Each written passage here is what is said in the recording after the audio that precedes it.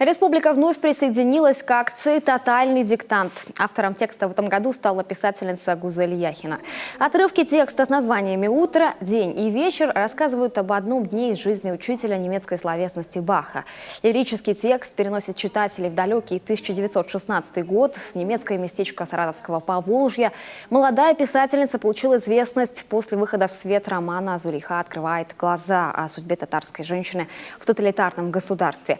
Нашему региону досталась третья часть диктанта «Вечер».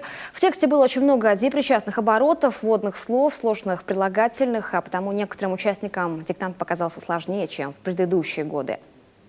Нельзя сказать про сложнее или проще, но он был четче. Мне этот текст понравился больше всех остальных, которые были в предыдущие годы. Тут не было каких-то таких вещей, которые, мне кажутся, иногда невостребованными в повседневном употреблении.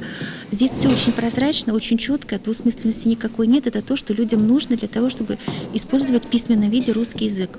Текст замечательный.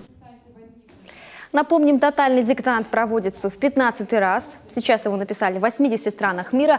В Сыктывкаре проверить свою грамотность пришли в основном школьники, студенты, госслужащие и журналисты. Цель – привлечь внимание к русскому языку. Цели самые разные. Объединить нас, напомнить, что мы вообще носители великого и могучего, что мы должны быть достойны этого языка, мы должны быть горды этим языком.